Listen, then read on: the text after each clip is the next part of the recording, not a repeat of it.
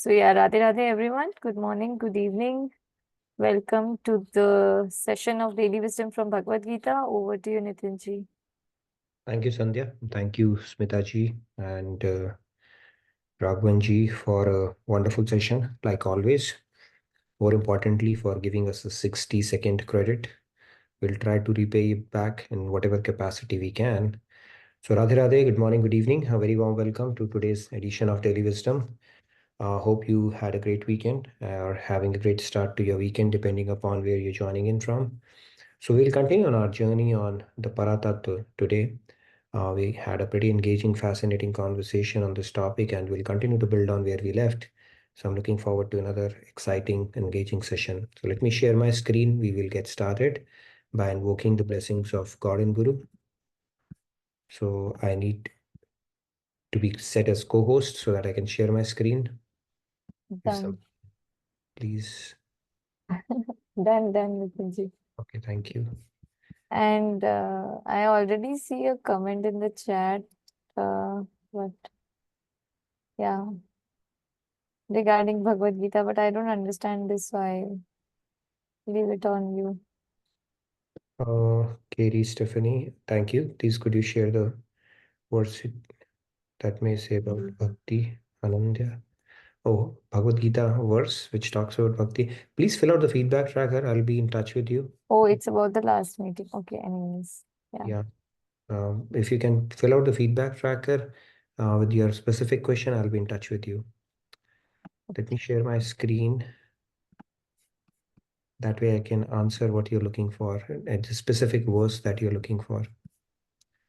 Okay, so let's get started with our opening prayers. Gurur Brahma, Gurur Vishnu, Gurudevo Maheshwaraha, Guru Sakshat Parabrahma, Tasmai Shri Guruve Namaha. Vasudeva Sutam Devam Kamsachanurmardanam Devaki Paramanandam Krishnam Vande Jagadgurum. Krishnam Vande Jagadgurum. Radhe Radhe, good morning, good evening to all of you. So let's get started through our soul soup segment like we always do. So we're doing science of mind management as part of the series. So let's continue to build on that. We spoke about greed and anger. These are called manas rogs, mental afflictions. And our scriptures say that these meant, see, one physical affliction is good enough to put us down. Right? If you have toothache or even an ache in any part of your body, you are not able to operate effectively. I think somebody had put out the feedback tracker. If your physical ailment is there, then it's even difficult to focus even on bhakti. And we know that through our experience, it takes our focus away. But these mental afflictions, they work in a subtle ways, right? They least lasting impression on our body, and including our sanskars as well. And then, of course, it has a direct bearing to our physical health as well. But we don't do anything about it because we don't acknowledge it as an ailment. We go to a doctor and say, my tooth is hurting or my leg is broken. But in this case, we don't know who is the doctor, what is the medicine that needs to be taken. But our scriptures tell us that we have to address these manas rogs. So these greed and anger, and they stem from desire. We established this whole link, right? Greed is a fulfilled desire, anger is an obstructed desire, and then it's born out of attachment. Desire comes from attachment. So right now, all of these are our enemies. So if you look, you have taken that exit where these are our foes, our enemies right now. However, the good news is that we can actually make them our friends. Okay. Rather than making our enemy, they can be befriended to our advantage. How?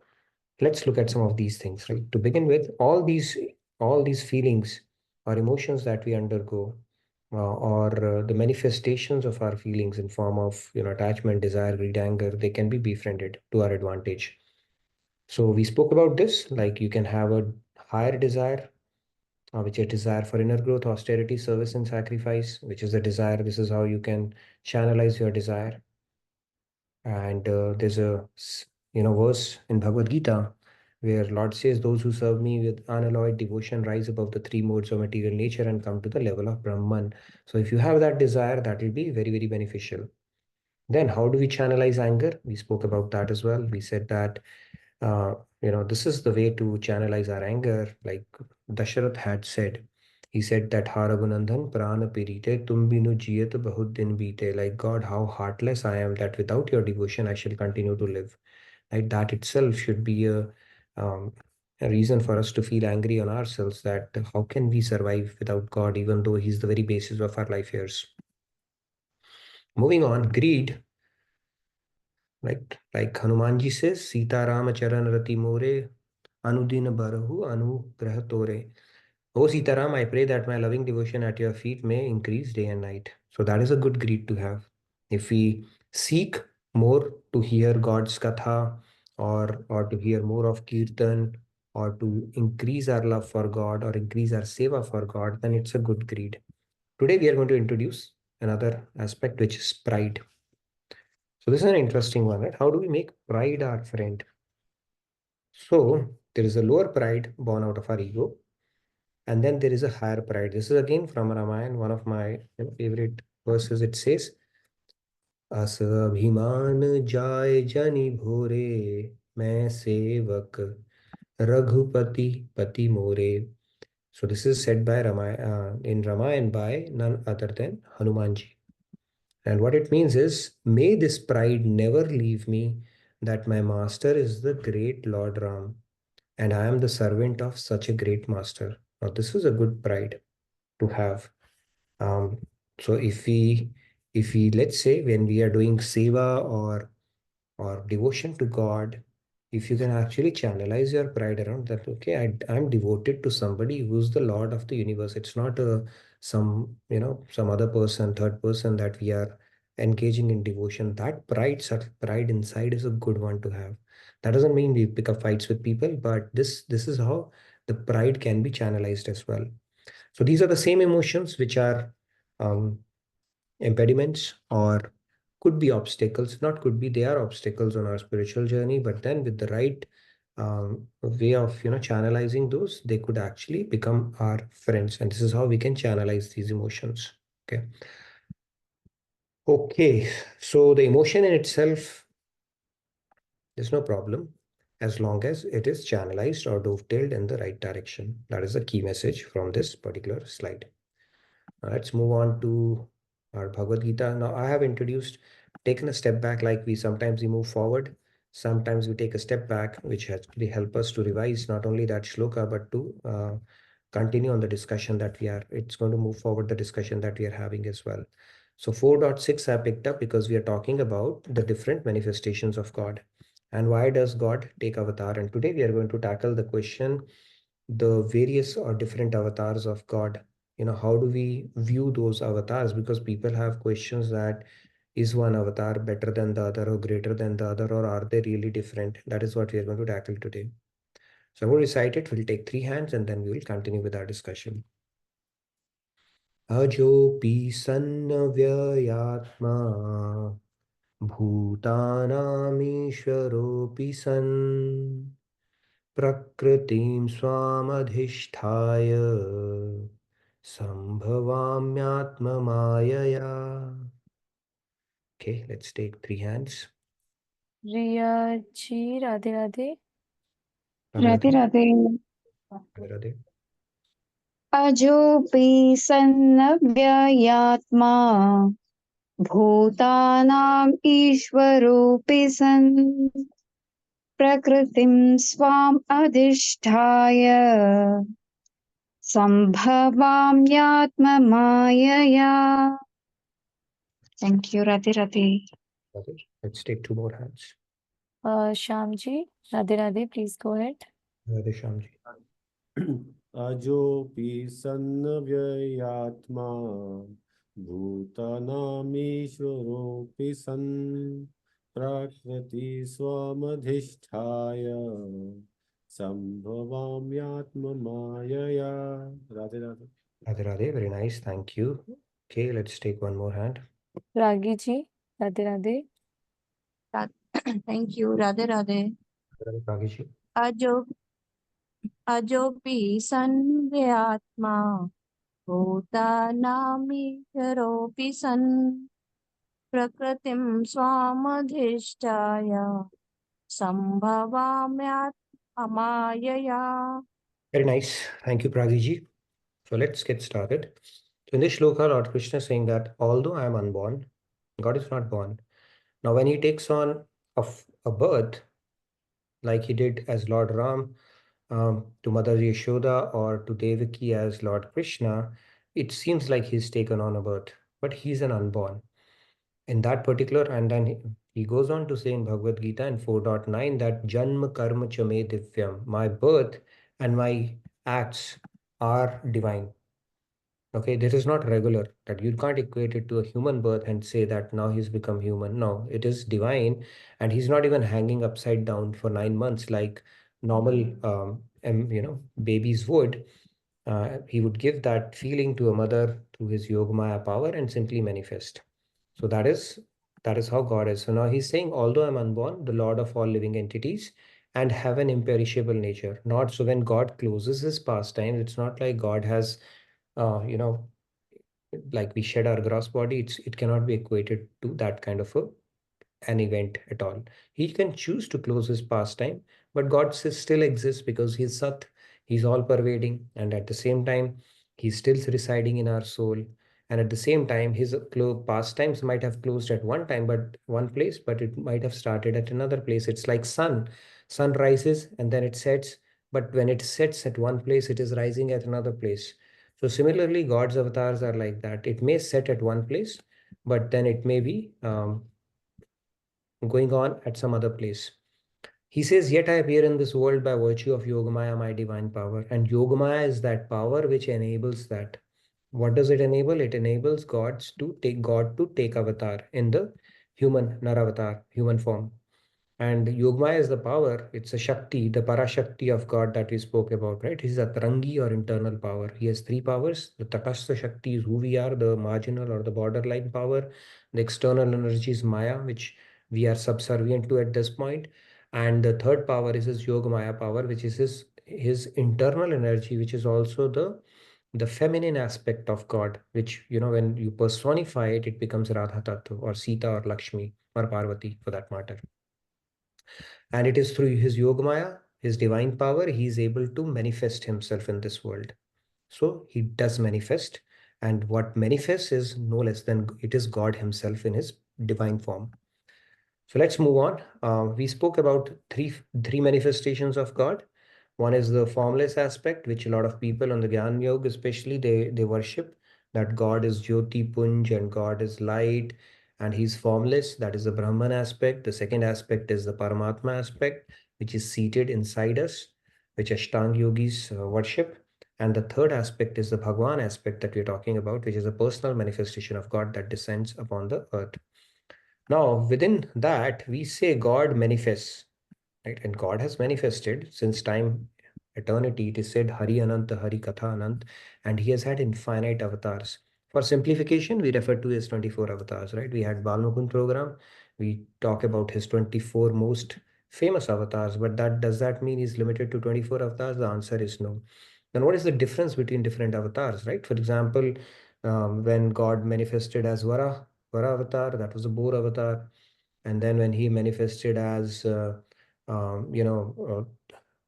what you called like Ram or Krishna or even Narsingh avatar or Ambar avatar. What is the difference between these avatars at all? That is what we're going to talk about. And is there truly a reason for us to discriminate these avatars, that one is better than another or more powerful than another? What kind of buddhi or intellect we should have when we view at God's avatars is what we're going to talk about today. Now, so this is what we said, that these are the three manifestations, and the sweetness and bliss of God, it keeps on increasing from Brahman to Paramatma to Bhagwan aspect of it, because the Bhagwan is the complete realization of God. The other two are also realization of God, but not complete. We get exposure to God, which is not manifesting its complete powers. That doesn't mean it is less than God realization. It is still God realization. That doesn't mean if you have merged with Brahman or you have attained moksha, you'll come back to this earth again, because it is not full realization of God. You are still beyond Maya. If you've realized God as a Paramatma, which is the Narayan form of God, right? Or in Shant Bhav, that means you are still God realized. They are all God realization, they are all spiritual milestones. However, in only in Bhagavan form can you experience the bliss of God in its entirety. That also has different levels, but this is where the bliss of God is sweetest, because now you can interact with God and build a personal rapport with God. He's not a distant entity and somebody whom you don't have proximity to, or an ability to serve or interact or build a relationship with. That happens only when we worship God in his personal form. So let's continue to build on this. Formless light, Paramatma. Okay, we'll get back to that. Now, the next question comes is the different avatars of God. And one of the common questions that come up related to Hinduism or Sanatan Dharma, especially in Western circles, they talk about polytheism. Oh, you have so many gods. You worship monkey god, snake god, this god, that god. I mean, how can you so many gods you have? Right? And then this question, a lot of kids also ask their parents, and parents do not have an answer that can satiate their curiosity around it. And if you give some hocus pocus answers when you're not sure about it, then kids will say, okay, never mind. They also don't understand it. So this is what we'll try to look at it in perspective today. Let's start with a story. So there was a guy who was drowning. You see, he's drowning. Drowning is not good. So he was drowning, and then he starts calling out. So what happens? A priest comes and he calls out, Shankar. No, this guy calls out Shankar Bhagwan. That Shankar Bhagwan, can you please come? I've heard you're Mahakal and you have the ability to save. So can you please save me? Now, while he's calling Shankar Bhagwan, of course, Bhagwan also takes a bit of a test and takes a while to come and help. So before Shankar Bhagwan could manifest, he said, oh, maybe Shankar Bhagwan is not there. He starts saying Ganapati mantra, Rogam Ganapataya Namaha, can you please save me? Okay, even before Shankar Bhagwan could come from Kailash, he was on his way, but then he started calling Ganapati. Now Ganeshji also started, but before Ganeshji could manifest here, now he says, oh no, let me call Durga Mata. Okay, Durga Mata will definitely come. Both of them have not come. So while Durga Mata is coming, what happens is by that time, he had faith on none, complete faith on none, and he simply drowns. So this becomes a subject of discussion between a father and a priest. Okay. So he said, you know what? Things would have been simplified if he had simply called out Jesus. He would have come and he would have been saved. Right? Fair enough. So this is what happens when we have Shraddha, but it is all divided. Right? If you look at altars, a lot of people, they put one of this deity, one of this deity, tons of deities they'll put. And that is because why do we put that? Because we don't have complete faith as such, right? It's like hedging. They call this as a hedging strategy in management terms. Hedging is like you mitigate your risk, because if one doesn't work, the other would work. And then you do a little bit of bhog for all, little bit of bath for all, until all of them merge and nobody knows, who is taking bath and who has gotten submerged there, right? So we do that by having multiple deities on our altar as well, right? Do we have really faith on all of them? Probably not, right? That's why we do a little bit of this, little bit of that, little bit of that, right? So, which is a fair point. Like, if this is a humorous story, of course. But then the other aspect of it is now, this is a question that father asks and says, you know what? If it was Jesus, things would have been simplified. But then the priest says, you know what? How about this situation? One guy, he poses another question. What if one guy is drowning in Thames, another in Hudson River, and third in the Nile River? Then what will happen? Then they can all call upon different helps and they can help. But if there is only one, how will it save, right? So anyway, you're getting the point here. Now we'll look at it. Are they truly different? And what is the buddhi? Should we have a bhed buddhi, in the sense a discrimination towards any of these avatars or the form of God, and what are truly these forms of God? How should we look at it? Okay, this was just a humorous story, so let's not take it too seriously. Now, point here is, let's try to understand this. Do you see something on your screen? You see, what do we see, by the way? We are seeing, how many moons are we seeing here? 1, 2, 3, 4, 5, 6 moons we are seeing. So do you think how many moons are there in this picture? 6. But how many moon is there to truly? Just one. So we know that it is just a reflection of the same moon. So one moon is there, you put 1,000 vessels, you will see 1,000 reflections of it. Does that mean the moon has become 1,000? No. That means it's simply a reflection of the same moon. Similarly, if you need to understand this concept, God is one, but he could have multiple reflections, multiple forms in which he could manifest. He gives us variety. And this whole world is about variety. Brahmaji has created species which are in variety. No two people have same fingerprints, retina scan, or body odor, or for that matter, anything related to biometrics. So similarly, God has so many forms. He said, okay, in whatever form you get naturally attracted towards based on your propensities and scars, you perfect your devotion in that. I give you multiple options. That doesn't mean God has become multiple gods, right? God is a superlative term. In English, you have those three things, right? Good, better, best. So is it like God, God, or goddess? Nothing of that sort. God itself is a superlative term. But he manifests and takes on avatar periodically because he also loves variety, and he knows our tendencies would be different. No two people have the same set of gunas or choices or preferences, right?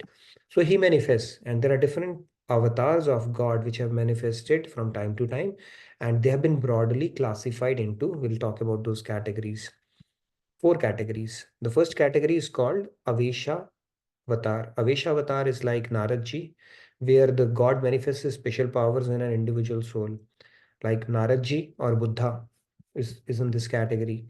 The second one is called Vaibhava Avatar, where, God manifests his divine form, manifests more of its divine powers. Matsya Avatar, Kurma Avatar, Vara Avatar, they are called Vaibhava Avatar. The third category is an important one, Prabhava Avatar. All are important. So these are the dissensions of God in personal form, where he displays some of his divine powers. Some of these could come from, with an express purpose, maybe for a few moments, with a time bound or an expiry date, with regards to opening and closure of the pastime, which is Hansa Avatar, where God manifests and answered the question and left. Like Ambar Avatar, God manifest, saved Draupadi and left. So that can come with an express purpose for a short duration of time. Or those avatars which continue to remain on earth for a long time. Like, for example, Vedvyas, who has written 18 Purans, Mahabharat, and even this Bhagavad Gita.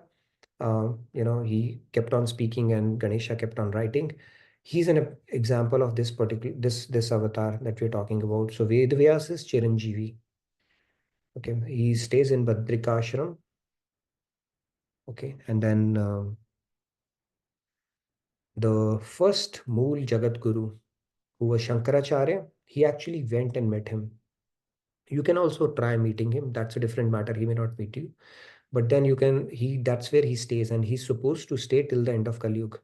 He's Chiranjeevi, like Hanumanji, he's Chiranjeevi as well. And then they engaged in a dialogue. And then Vedvyas said, now, you can actually go and spread the message of, God, because when Shankaracharya ji came, he had to pick from where Buddha had left. Buddhism was very prevalent. And to his credit, he was able to establish 4 maths and brought Vedas back into the mix. Otherwise, the entire world would have been into Buddhism, right? Vedas being Vedas, they had to be reestablished. Buddha wiped the slate clean because that was required at that time.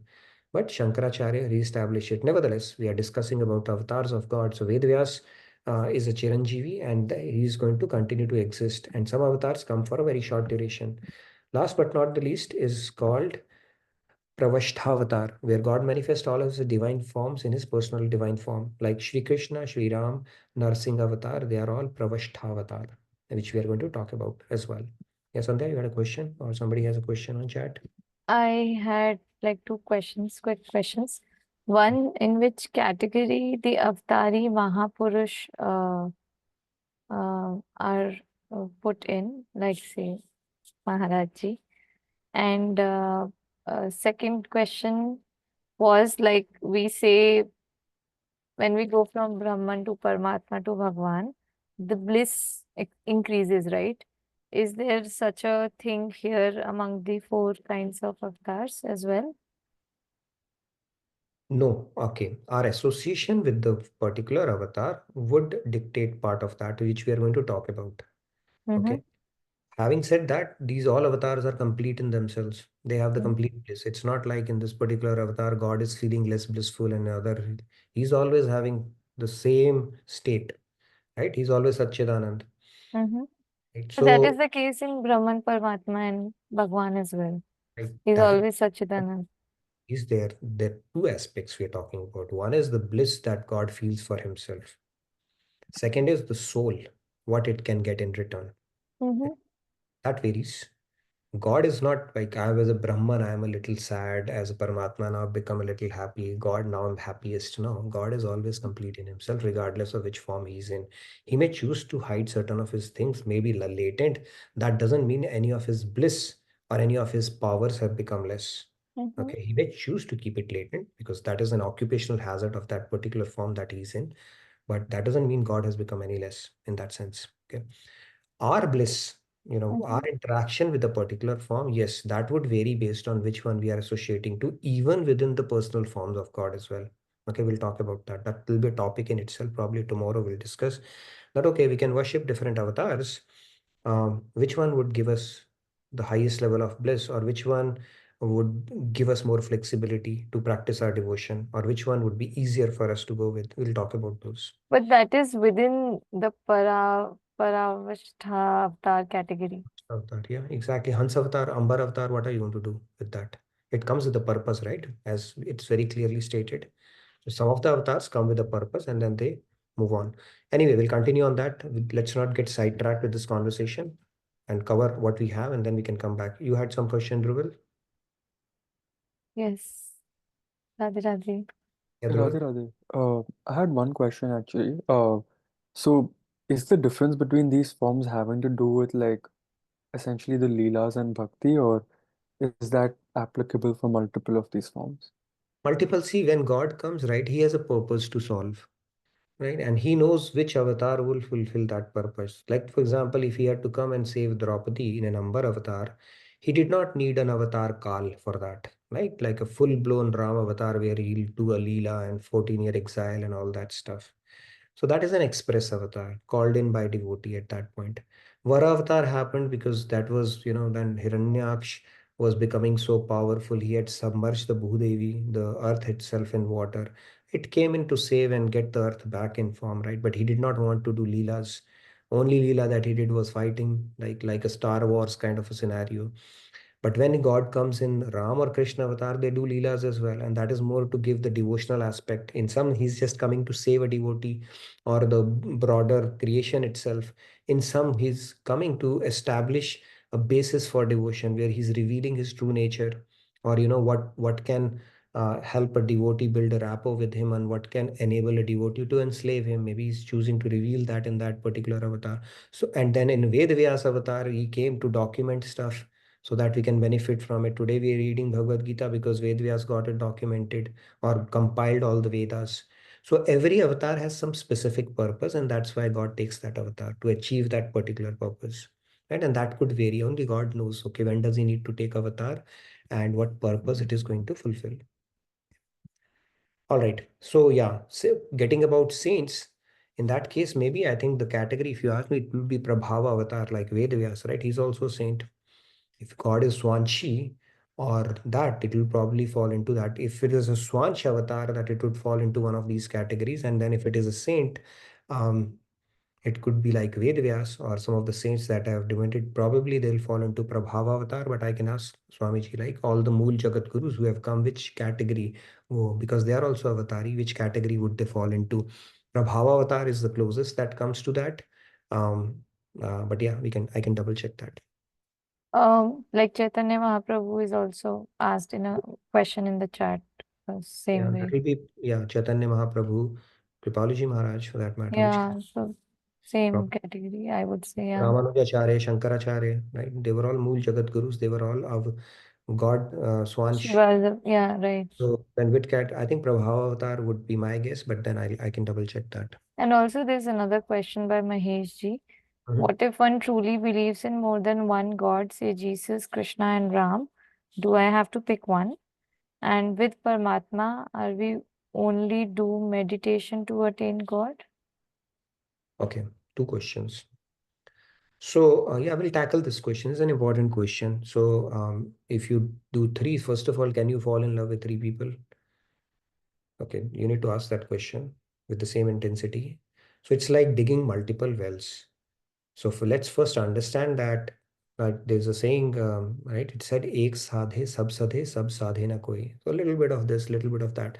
You'll not get water if you start digging three wells. So if you truly understand the concept of God, you will not get sidetracked. You will see the form of your Ishtadev in others as well. Okay, today my father is in a different mood, right? Or in a different dress. But the very fact that you are worshipping three, that means you discriminate. This is this, this is this, this is this. That itself, I think it is a foundation is shaky around that understanding. So you pick one. When you pick God, you think about God, you pick one form that is favorite. I mean, that is where your mind goes easily. And then you deepen that devotion. And as you progress in your devotion, this knowledge would automatically dawn upon you that all are same. Like, for example, when Jaya Bachchan marries Amitabh Bachchan, she did not get confused. Hey, I married this guy, but whether he's a gangster or an inspector or a coolie or, in different movies, the different forms he has taken. So she doesn't get confused. It's the same husband I have, even though he might be playing different roles. Similarly, when we deepen our devotion, whoever your Ishtadev is, you don't discriminate between other forms. You understand it's my same father in a different mode or a mood today. So it's always advisable to pick up one and deepen that devotion as opposed to hedging it, little bit of this, little bit of that, little bit of that. That will not bring in that intensity, focus, or faith, that you need to progress on this path. What was the second question? Second, meditation, Paramatma. Paramatma meditation, yeah, I think I got that part of that answer. So thank you, Pratisha, for sending that. So in Paramatma also, see, regardless of which path you pick up, eventually you have to surrender to Sagun Sakar or meditate upon that form only. In Paramatma, I think the meditation as you in Dhyan state, finally, I think they call that particular state, there's a particular name for that. It's not coming to my mind right now. Um, what is that answer? It's a dharana state. What is that state? With dharana. Yeah, dharana. Pratyaharana. Dharana state, you start meditating upon God's cosmic form. Okay, cosmic form. But the point here is that whether you are on the Gyan Marg, whether you are on the Ashtang Yog Marg, yogic path or Gyan path, finally you have to worship God in his personal form. Get his grace and then complete your journey. And then we'll talk about it. We can have a quick discussion around this topic on which one you think is a more natural, easier way to attach your mind to. Is it going to be to light or the cosmic form of God or his personal affable form? We can talk about that as well. But yes, you have to do worship of his personal form, even in the marg of Ashtanga Yoga in the later stages of your practice, and then only your journey will be completed. And like in the list of like clarifying which avatar they fall in, even Kalki is being asked about. So Kalki Avatar, they talk about it. I haven't heard much about. I mean, maybe Kalki Avatar will not be the first time it will happen. It would have happened in previous, but I don't know why there's no much documentation about it, right? If it has, because we are in the seventh Manvantara, that means previous Manvantaras also have had Kalki Avatar. Why don't we have a documentation? That will be. I need to compile a list of questions that are still out there open, right? But yeah, they talk about a white horse, and in that particular village, that Avatar would come towards the end of the Kali Yuga. Now, if we are still there, it's not a good spot to be in. Okay, hopefully we'll be out of this cycle by then, or at least be in a better place. But yeah, Kalki Avatar is something which is tipped to take place towards the end of Kali Yuga. And toward end of Kali Yuga is going to be really horrible. They talk about, scriptures say that the average age of humans will start shrinking. People will become grandparents at the age of 20, and then the earth will start beating 20 times more hotter, and then people will have to take refuge under earth because it will be too hot. And then the food at the fertile land would have shrunk. We already see some trends around it, right? And then cannibalism would be prevalent. So it's very horrible picture of, towards how the end of Kali, Harinam will completely evaporate. Right now we still have Harinam going on. That's why world is sustained. So those are things, and that time Kalki Avatar would happen and it will reset everything. Anyways, we don't have to get into that. We'll get into the topic today, and we'll continue to discuss that. So these are the different avatars. As you can see, the way to look at it is, let's see what our scriptures say. Hari Anant, Hari Katha Ananta, Kahiye Suniye Bahu Vidhi Sabasanta. People narrate it in different ways, but they are infinite. Now, this classification does not imply that any avatar is bigger than the other. Vedvyas, who is himself an avatar, said that all the dissensions of God are replete with divine powers. They are all perfect and complete. We should not differentiate one avatar as bigger and another as smaller. Each dissension, God manifests his powers based on the objective or the purpose that it is, and remaining powers, they reside latently within the avatar. Okay, and that is why these classifications were created. Latently means they're hidden, they're still there. Now, if you look at, people, now there are Shivites, Vaishnavites, they fight, one is superior, other. They give example that Lord Ram worshipped Lord Shiva before going to war, in Rameshwaram. Now, Lord Shiva, if you look at it, he's himself worships Lord Krishna or Lord Ram. Both are each other's Aradhya. In fact, the flute of Lord Krishna is Lord Shiv himself, because it wants to stay close to Lord Krishna's lips. So they are like in divine leelas. They both are, serving each other, and both consider each other as their Aradhya. They both admire each other. They do divine leelas. But with mundane intellect, we start dissecting it and say, hey, one is higher, other is this and that. That should not be the case. In fact, if we have Bhed Buddhi or discriminating intellect towards the different forms of God, it is also called spiritual transgression in our scriptures. Spiritual transgression is something which throws your spiritual journey back several notches. So we should refrain from that. So they are all same. They are just doing divine leelas. Even Lord Shiv, he became Shivangi Gopi Gopeshwar Maharaj when he did not get entry to Maharas. There's a beautiful commentary by Swamiji on this topic as well. So they are like in divine realm, they do leelas. In fact, Lord Ram considers Lord Shiva as his spiritual father, and Lord Shiva considers Lord Ram as his spiritual father. So this is how the relationship is established. So we should not really differentiate between them. Rather, we will be, if we do that, then we will leave out, or we will be bereft of the spiritual benefit that we would get. Rather, we should focus on our devotion based on the Ishtadev that we have chosen. So your mind might go to a certain form naturally. Some people, they have an affinity towards a form of Lord Shiva, some have towards Krishna, some have towards Lord Ram. All that is fine. Whichever is your Ishtadev, fine. We'll talk about, what are the benefits of a particular form over the other, although all are same, all are God itself. We'll continue on that discussion too. But the point is, the key message, if one message you were to take away from this whole, session or presentation, is that do not differentiate between different forms or avatars of God. Because if you do, you are actually doing spiritual transgression and not doing a huge favor to your own spiritual journey if you do that. So key thing is to understand, do not discriminate.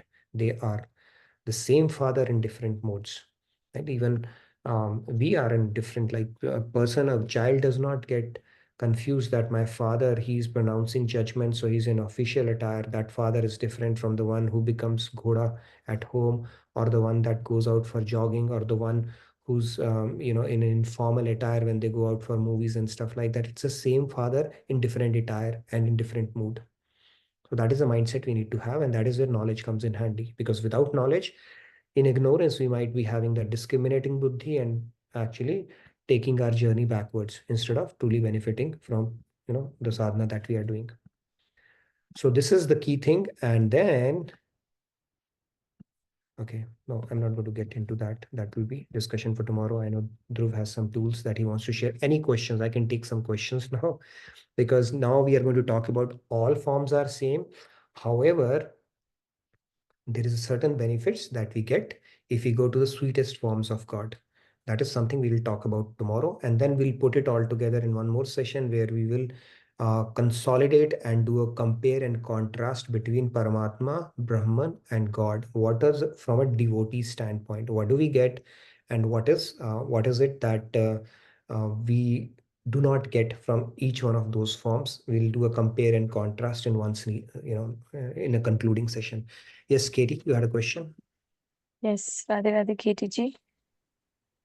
Oh, thank you. I am You are Can very you be a little feeble. louder? You're very feeble, so if you can be a little louder, I think that'll help. hello. It's right time. Slightly better. I'll try to strain my ears and try to pick up. It's a little bit on the ultrasonic side, but I'll try. Go ahead. Oh, okay. Thank you. I Thanks for am. shouting. Please go ahead. Yeah. I am trying to understand because I don't speak very good English, No worries. We can but understand. You're doing well. maybe you could explain again about Cristo, About? Christo, she about said Christo. Cristo, Jesus Christ. Okay. Okay, Jesus Christ, what do you want to me to explain about Jesus Christ? So Jesus Christ, as you know, that he himself proclaimed himself to be the Son of God, right? And he when he came, see, every spiritual master when he comes, he may know this much, but he will limit his message based on the time, based on the audience, and what is appropriate during that time. So he did propagate it, and that's where I think the Christianity emanated there, right? So the message that he gave at that point, if we pick up that message, we can again keep on deepening. Even if you look at in Bible, it says what was if some of the key messages, they resonate with the other scriptures as well. So if you look at it in depth, all scriptures are saying the same. Christ also said that love God with all thy heart and all thy might, and that love for God is a common theme in all the religions. So he was himself proclaimed himself as a son of God, and then he also said that I have much more to tell you, right? But you can't take it right now. And then he used to talk about his father in seventh heaven. So yes, he came in at a time where he promoted a message that was conducive for people at that time. And you look at it, something beautiful came out of it, right? The religion and the whole philosophy or the tradition of Christianity came out of his avatar kal. Having said that, you pick up your Ishtadev, and whichever your heart resonates with, you pick up and keep on deepening your devotion there. End of the day, developing love for God is the common theme. So it doesn't matter whichever tradition that you follow. Right? Now, if you want to go into the depths of philosophy, yes, that exposure you would get in Sanatan Dharam. This is how it goes, right? Because it goes into much more deeper details. In no tradition would you find any description of God. How does God look like? What does God like? How does God build a personal relationship with you? Is it even possible to build a personal relationship with God? Can you enslave God? These questions are not answered in any of the traditions. So if you want your curiosity or your thirst is not satiated in the message that you are getting, then you can subscribe to the higher message. But if you want to simplify your devotion and simply want to get a key nugget out of whatever practice you are doing, that is love for God, that you can do regardless of whichever tradition you are following right now. I hope I answered your question a little bit at least. Okay. Okay. Yes. Thank you. Thank you No so worries. much. No And worries.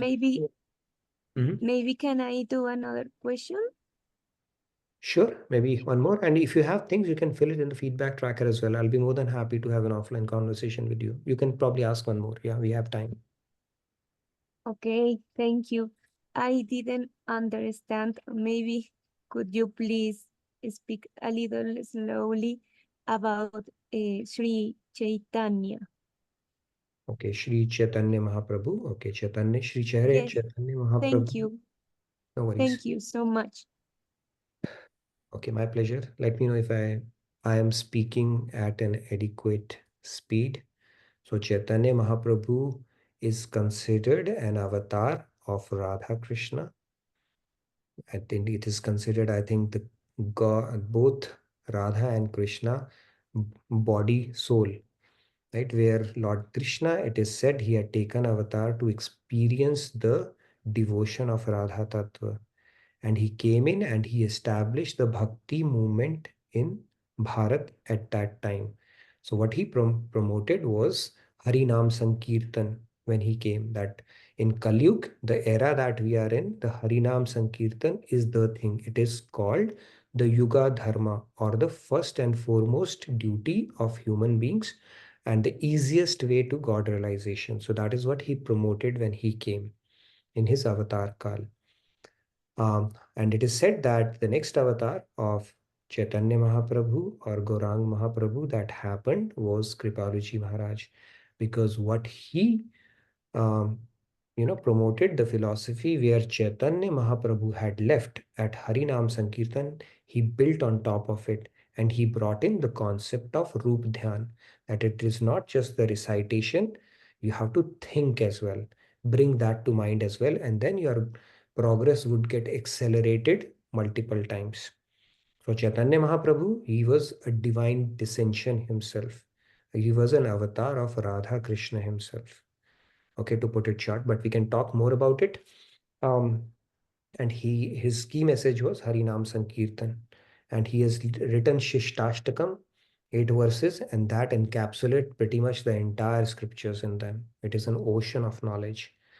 And Maharajji, he refined and took that knowledge to next level, so that we can benefit even more. But we'll continue to have that. Maybe one more question we can take, and then I'll hand it over to Dhruval to introduce the tools for the week, because he has his slide ready. Sandhya, maybe you wanted to ask something, or is there There is a question in the chat by Priya ji. Mhm. I understand true devotion is worship of one form of God. However, during festivals, we often worship other forms, Lakshmi, Durga, Ganpati. Seva and donations are also done keeping these forms in mind. Can we follow these traditions, keeping in mind that God is one? Sure, why not?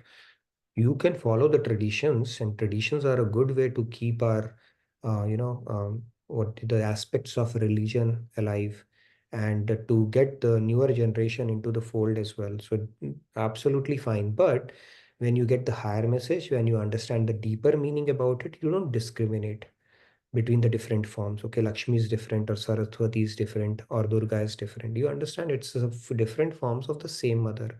So your Ishtadev does not change. You just look at, your Ishtadev in that only.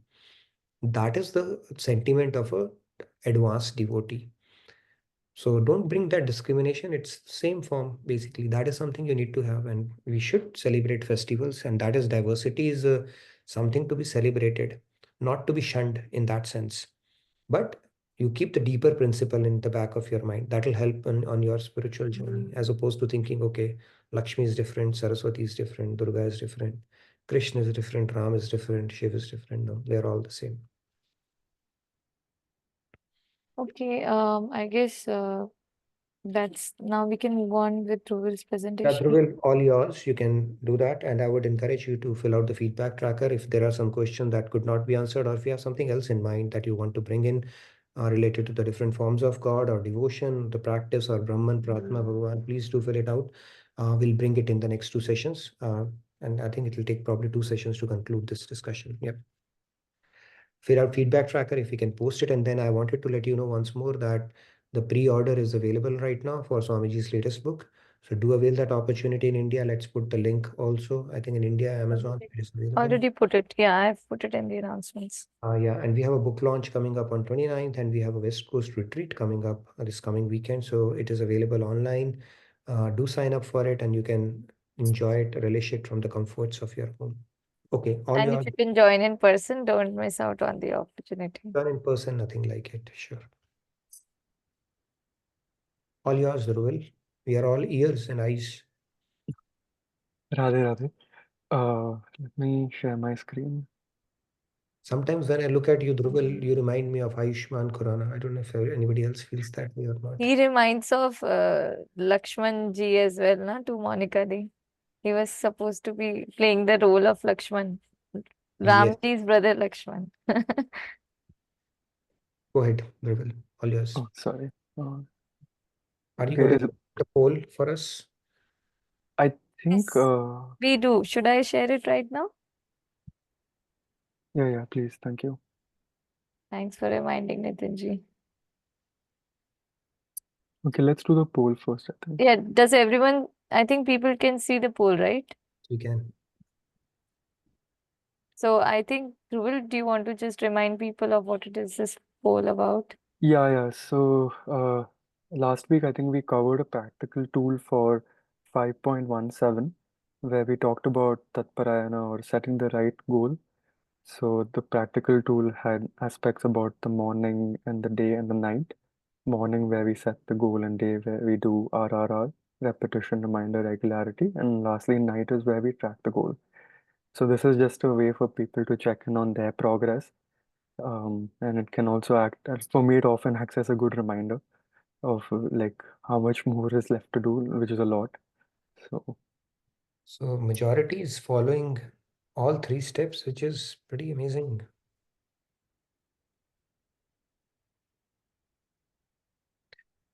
Oh, morning set the goal and forget. Huh? Okay. So put in my. This is nice. And we can do this on a weekly basis for every tool we introduce. Before introducing next one, we can just do a poll. Yeah, let's create a poll, Seva. Yeah, sure. Is poll anonymous? Yes, poll is anonymous. Feel free to honestly put in your No, response. I will be personally checking out. Completely anonymous. I think Zoom doesn't give us an ability. So feel free to put in whatever you want. Yeah, I mean, the idea is that we realize where we are and where we need to go. So, yeah. While people are voting, can I ask if the screen is visible? This is my first time Yeah, sharing the screen. I Okay. think can you see your asked screen. a little too early, but yeah, go ahead. Yeah, we can see it. It's all good. Should I end the poll now? Yeah, I think we, or you can keep it running in the background if people want to keep voting. Now, if you have, I think, yeah, let's keep about maybe a few more seconds and then we can leave the poll and then give Dhruv some time to talk about this stuff. I Good. see abbreviations started coming in here as well. Oh, that's nice. Darshan. I can just imagine who are you teaming up with, Dhruv?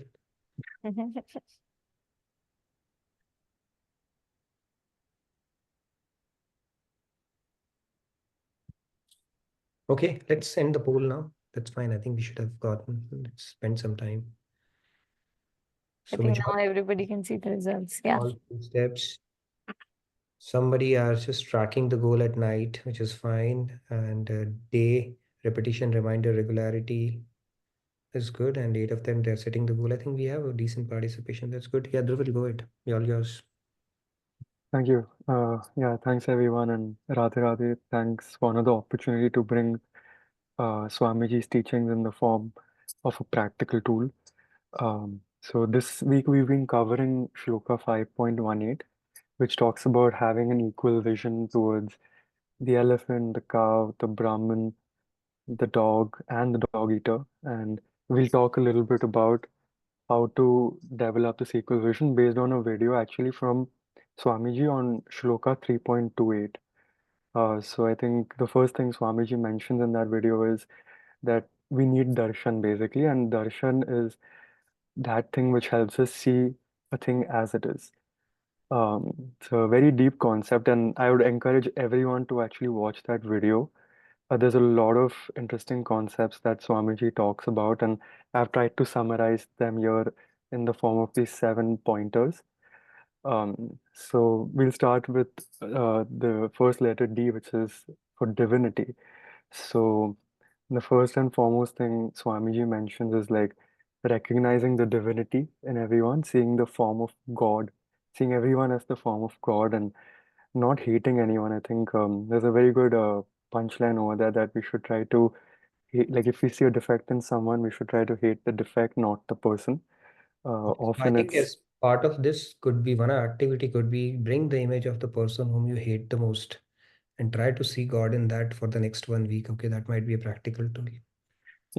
You just don't want to see that person's face. Okay, try to see divinity in that. That might be a good activity. Okay, move on, please. Sorry, I didn't want to interrupt you. Yeah, no, I think that's a really good point. It'll force us to sort of recognize the divinity in everyone and everything. Um, the second point is about accepting the reality. So oftentimes we have a mindset like, and I think Swami is a great example that, okay, I want to like go to the temple today, but maybe my family doesn't want to. And we wonder, okay, well, how can they? This is so wrong, etc., etc. But he talks about how everyone has a different mix of the three gunas, sattva, rajas, and tamas. So in And this case, the tool would be that next time before you pick up an argument, say we were able to respond. In normal situation, I would have picked up an argument immediately, but this time, I was able to navigate it or had an acceptance. Maybe you can make a journal for yourself, on this one as well. Go ahead, go ahead, go ahead. yeah. And I think the third one, this is probably going to feature in our rules quite often, RRR, which is reminder, repetition, and regularity. I think this is like required for any sadhana, I would say, like this is really important. Um, S is prescription knowledge. So I think we don't come in with the knowledge already. Most of us don't come with the knowledge already that everyone is a soul, and that the scriptures teach us this knowledge. And we often see the external body that is made from material energy, but that's what when we see like let's say a human and a dog, we're like, okay, these are very different things, but at the end of the day, they are both souls. Yeah, so how do we think people? They are all good basically. It's just the subtle body that is messing up things for them. Okay, so let's say they are all good. They are just like us only. Yeah, I mean, they're all divine, right? So at the end of the day, as you're mentioning, the subtle body is what is causing the variation. Hmm. And the humility part, actually, this one I thought was my personal favorite. I think Swamiji mentions about how Hanumanji, like, even in the people where he like these people cannot see Sitaram, it's very easy for him to be like, okay, these people are inferior in some sense, right? But what Hanumanji actually says is that he sees the form of God, Sitaram, in everyone, and he's offering respects to everyone. I think this is really important because if we realize that, okay, like everyone, like God is seated in everyone, it will be very hard for us to disrespect someone or admonish someone. So I thought this was really good. And the next one, assuredness. This one is very subtle actually. I think Swamiji refers to it in his video as well. So basically, the way we see ourselves affects how we see others. So if we're not happy ourselves, we're often going to reflect that towards others. We're going to look at this person or that person or even an animal and be like, what is this person or what is this animal doing? And oftentimes it helps to like assure ourselves or have that sort of assuredness that we are also divine in that way. Like we are looking at others as divine, but we are also divine, that we are also a part of God and God sits in us too. So I thought this is very subtle, and I think like to me at least very challenging, I think, to see that aspect. Let me build on But that assuredness a little bit more. So Maharaji says that, see, when you carry some kind of let's say you have power, or let's say you've hit a jackpot or a lottery, so you have a bit of a confidence and assuredness about yourself, right? I have something that gives me some kind of advantage, or give me a lot of leverage in life. So he said, now you have the Ras Sindhu of bliss seated within you, the master of the universe who's seated within you and willing to cooperate with you, provided you want to tap into him or seek help from him. So when you deepen that realization, that assuredness that you would have would be at a different level altogether. That confidence that you would have, I'm carrying divinity within me. He's with me always, right? And he's willing to bestow his grace and help me out. So that assuredness, if you deepen that belief, it will start happening automatically. So this is how I look at it. But yeah, thought I'll just add to that as well. Yeah, go ahead, please. yeah, thank you. And The last one is never ending. This is about the eternality of everything. Everyone has the soul is eternal, and what we are seeing really is the body, which is temporary. And oftentimes it helps to remind ourselves that we've also existed in the past for infinite lifetimes. I think otherwise we might not have been here. And you look at, like, let's say a dog or an elephant, and it might be good to realize that maybe at some point we've also been through those, like, species out of the 8.4 million species. So before we think that, okay, this form is lesser than us, I think we can also realize that this is just a temporary form. So True, and this also can help us to tackle grief. When people think somebody has departed, that's the end of their journey, their existence has ceased to, that's not the case. Somebody who's born has to die, somebody who dies has to be reborn, and we are eternal entities and we'll continue this journey forever. That should give us a lot of solace and help us tackle grief as well, because soul is on an eternal journey. Soul is not going anywhere. We keep on getting recycled in different bodies. That's about it. Great. Yeah, please continue. And lastly, I just wanted to share a small verse from a Marathi Abhang, actually, which talks about this concept of equality. And I'll try to do a rough translation based on the help I got from the team, because I'm not very fluent in Marathi myself. But Darbari Ale Rankani Rao. So Darbar essentially refers to the court of God, and they're talking about a rank, which is like a poor person, and a Rao, which is a rich, like, king. They've all come to the court of God. And over there, like in the second line, Sare Ekaroop Nahi Bhed Bhav. So everyone is of the same form there. There's no distinction. There's no Bhed Bhav over there.